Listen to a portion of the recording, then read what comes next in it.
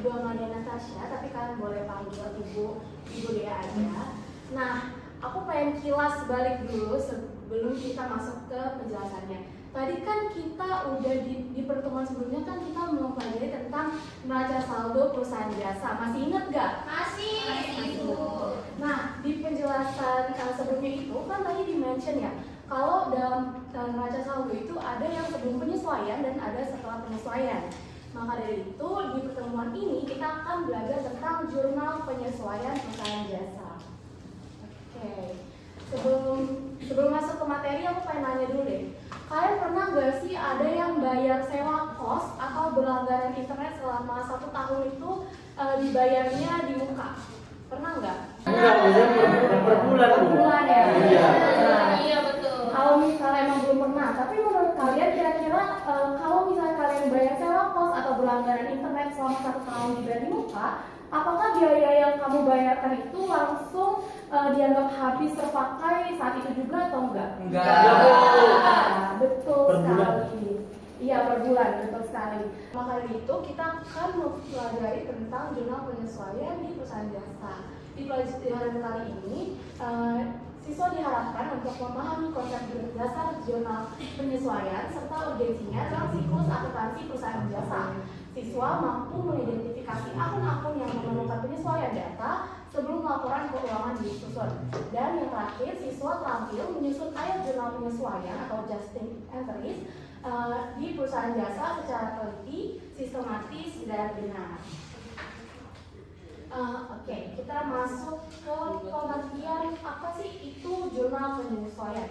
Jurnal penyesuaian atau adjustment journal ini adalah pencatatan akuntansi yang dibuat pada akhir periode untuk menyesuaikan saldo-saldo akun agar saldo-saldo ini itu menunjukkan fakta atau kondisi yang sebenarnya terjadi di perusahaan. Nah, dalam akuntansi berbasis aktual, pendapatan itu bisa diakui saat hak atas pendapatannya itu telah diberikan, dan beban itu bisa diakui saat manfaatnya itu telah dipakai atau dikonsumsi. Oleh karena itu, saldo pada neraca saldo itu belum bisa langsung digunakan untuk menentukan laporan keuangan akhir sebelum dilakukannya penyesuaian. Nah, untuk jurnal penyesuaian itu ada 2 pos utama, yaitu deferral dan aktual.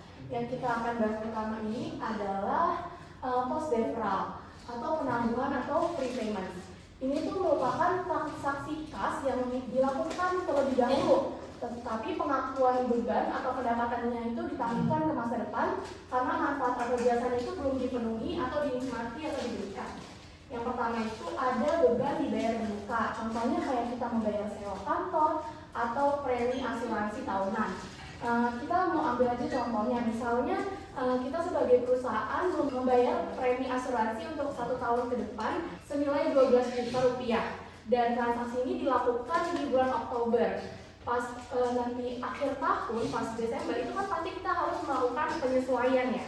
Nah, di situ kita melakukan penyesuaian dengan cara kita melihat nilai yang udah digunakan itu berapa, karena tadi kita bayarnya itu kan Oktober sampai Desember ada 3 tahun. Karena 12 juta berarti kan itu 1 bulan itu biayanya 1 juta ya. Jurnalkan dengan beban asuransi sebesar 3 juta dan asuransi dibayar di muka sebesar 3 juta. Oke, selanjutnya ini ada pendapatan diterima di muka atau unearned revenue.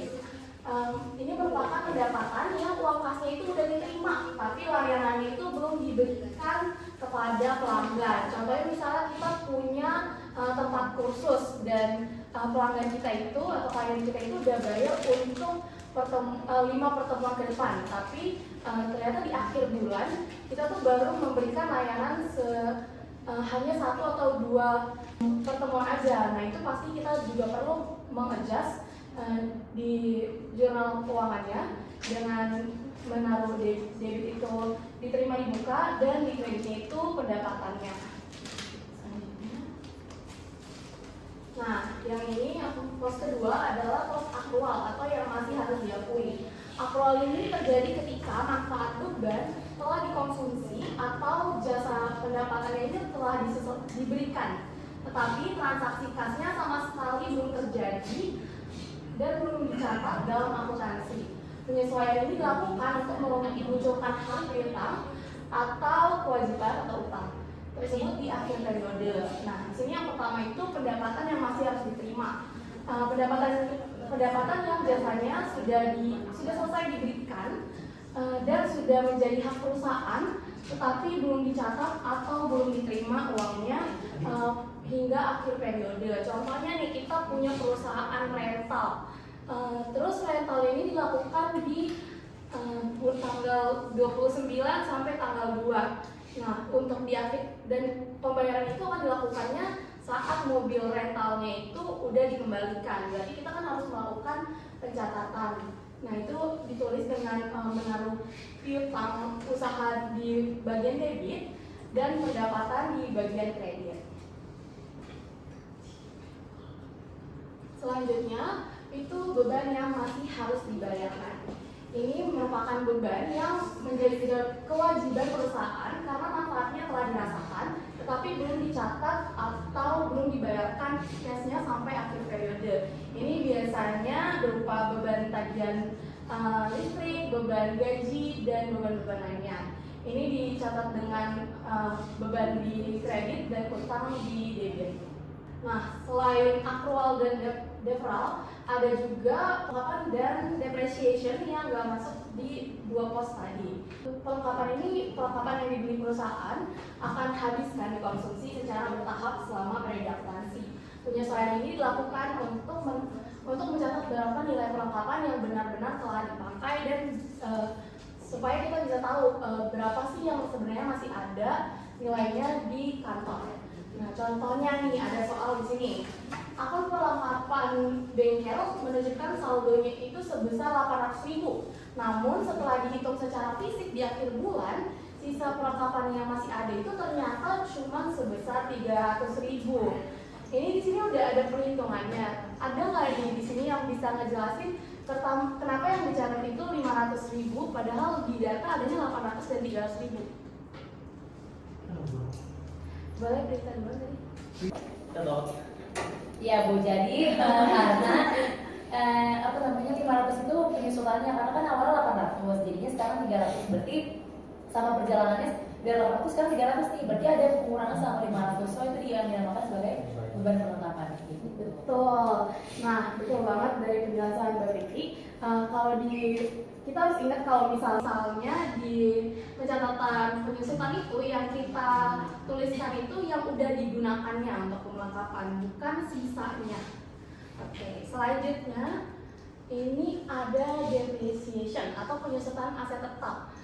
Alokasi biaya ini adalah alokasi biaya perolehan aset tetap seperti peralatan, kendaraan atau gedung selama masa manfaatnya akibat penurunan nilai guna aset tersebut. Contohnya nih, peralatan salon kecantikan ditetapkan mengalami penyusutan nilai sebesar 200.000 pada akhir bulan.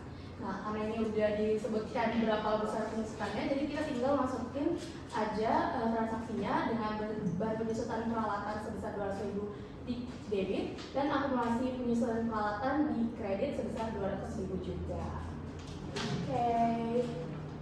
Oke, karena materinya sudah selesai, kita mau kuis nih. Untuk menentukan siapa yang bakalan menjawab pertanyaan, aku pengen kalian masing-masing switch sama temennya sampingnya dulu. Oke, game ya, kita mulai. Oke, pertanyaan pertama, pencatatan akuntansi yang dibuat pada akhir periode untuk menyesuaikan saldo-saldo akun agar menunjukkan fakta atau kondisi yang sebenarnya terjadi disebut dengan jurnal penyesuaian, Bu. Betul. Selanjutnya, pertanyaan kedua untuk Najala. Transaksi kas yang dilakukan terlebih dahulu tetapi pengakuan beban atau pendapatannya ditanggungan ke masa depan disebut dengan pos Deferral atau penangguhan. Yeay, betul. Oke, pertanyaan ketiga. Pada tanggal 1 Oktober, perusahaan membayar di muka premi asuransi untuk 1 tahun sebesar 12 juta. Jika penyesuaian dibuat pada tanggal 31 Desember, berapakah nominal beban asuransi yang harus diakui? Tadi kita udah bahas nih. Ini pertanyaannya kebetulan. Ya. Oke baik, jawabannya itu yang RP 3 juta Bu. Ya, betul. Yeay. Oke. Pertanyaan terakhir. Saldo awal perlengkapan adalah 800.000 dan di akhir bulan sisa fisik perlengkapan tinggal 300.000. Berapakah nominal yang dicatat pada akun perlengkapan di posisi kredit saat penyesuaian? Jadi jawabannya 500.000 Bu, 800 dikurang dengan 300. Ya, betul. Jawab pertanyaannya. Oke, terakhir kita masuk ke kesimpulan. Siapa nih yang pengen baca kesimpulan? Cepet-cepetan ya. 1, 2, 3. Untuk kesimpulan hari ini yaitu jurnal penyesuaian merupakan langkah krusial di akhir periode akuntansi yang berfungsi untuk memperbarui saldo akun agar mencerminkan kondisi real perusahaan serta memastikan pendapatan dan beban telah diakui pada periode yang tepat sesuai dengan asas aktual atau prinsipal baik melalui penyesuaian pos deferral atau penangguhan kas maupun pos aktual atau pengakuan hak dan kewajiban. Nah, pemahaman yang teliti dalam menyusun ayat jurnal ini menjadi fondasi utama agar laporan keuangan yang dihasilkan nantinya valid, akurat, dan dapat diandalkan sebagai dasar pengambilan keputusan bisnis. Terima kasih ya udah membacakan kesimpulannya. Nah, semoga dari pembelajaran kita pada hari ini teman-teman semua makin mengerti dan memahami bagaimana cara langkah-langkah pencatatan di pencatatan keuangan di perusahaan jasa. Oke, sekian dari saya. Maaf kalau ada kurangnya. Salah kata salahnya. Terima kasih semua.